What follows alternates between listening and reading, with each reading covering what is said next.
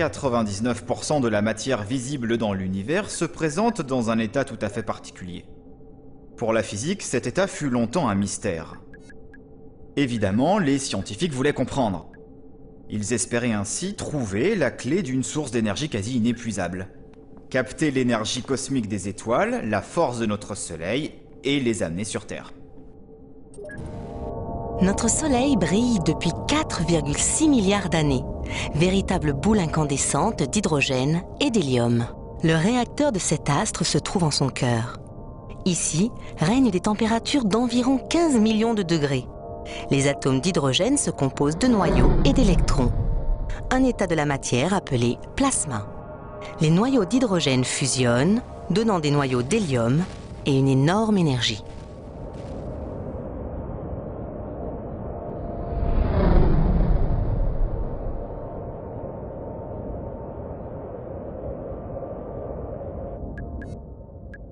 Mais à 15 millions de degrés, les particules ne sont pas assez rapides. Elles ont trop peu d'énergie pour pouvoir fusionner en quantité suffisante. C'est exact.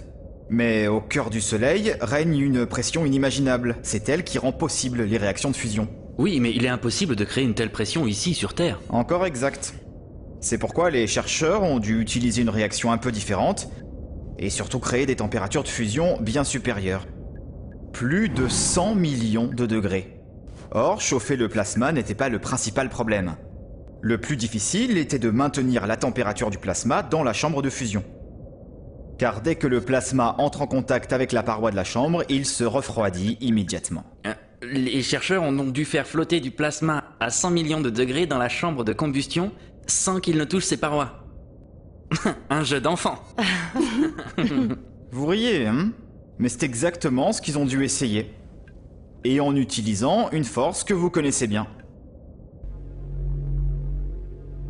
Le magnétisme. Oui. Le plasma se compose de noyaux atomiques à charge positive et d'électrons à charge négative. Il peut donc subir l'influence de champs électriques et magnétiques. Tout comme ce crayon. On peut même l'enfermer dans un piège magnétique.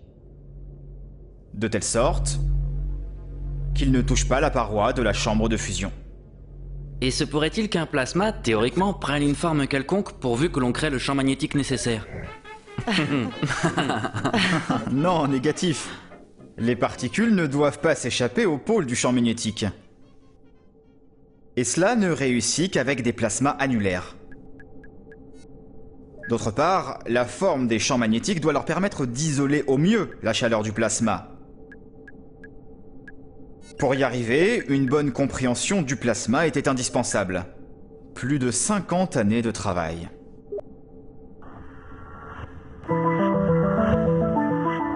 Depuis la fin des années 1940, des scientifiques de nombreux pays ont tenté de comprendre les propriétés du plasma. Mais les résultats positifs étaient rares.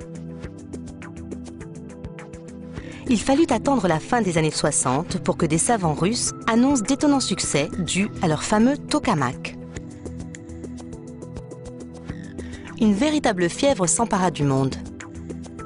Mais 10 ans plus tard, on n'en était toujours qu'au facteur 25 000 en deçà des performances exigées par un réacteur à fusion.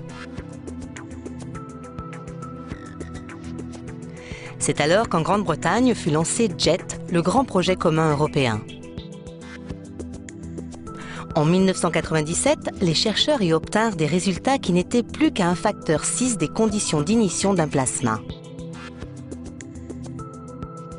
Jamais encore le grand feu solaire n'avait été aussi proche. Au début du XXIe siècle, on ne savait toujours pas si un réacteur à fusion était possible. Mais l'augmentation constante du prix du pétrole et du gaz risquait de déclencher des crises et aussi des guerres. De plus, il était clair que notre climat souffrait déjà assez des gaz à effet de serre. Il fallait donc de nouvelles sources d'énergie. Absolument. Pour la fusion, tout dépendait à présent d'un projet, qui avait été surtout rendu possible par la recherche européenne, le projet international ITER.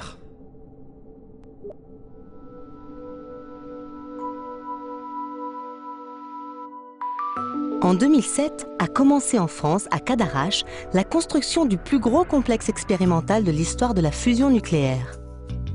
Hormis l'Europe, la Russie, le Japon et les États-Unis, participent également à ce projet la Chine, l'Inde et la Corée du Sud. Le réacteur d'essai devait montrer qu'il était scientifiquement et techniquement possible d'obtenir de l'énergie par fusion. Avec ITER, fut inaugurées les technologies essentielles en matière de fusion. 800 mètres cubes de plasma en fusion doivent produire 500 mégawatts. Environ 10 fois la puissance nécessaire pour chauffer le plasma. Mais ce que je ne comprends pas encore, c'est comment on extrait l'énergie pendant la combustion du plasma dans une centrale. Disons, comment l'énergie libérée se transforme-t-elle en électricité? Les matières premières nécessaires à la fusion existent sur Terre en quantité pratiquement illimitée. De plus, 1 gramme de combustible renferme l'énergie de combustion de 11 tonnes de charbon. Le processus de fusion des 2 isotopes d'hydrogène, deutérium et tritium, donne naissance à un noyau d'hélium et un neutron. 80% de l'énergie se trouve dans les neutrons. Ils ne sont pas chargés et s'échappent donc rapidement du piège à miroir magnétique. Ils sont freinés par des parties de la paroi, donnant de l'énergie calorifique, laquelle peut à son tour être transformée en énergie électrique, exactement comme dans une centrale au charbon. L'énergie de 11 000 kg de charbon dans 1 gramme de combustible? Ça a l'air assez incroyable. Mais le plasma est très mince. 1 gramme de combustible occupe les 1000 mètres cubes d'une chambre de combustion.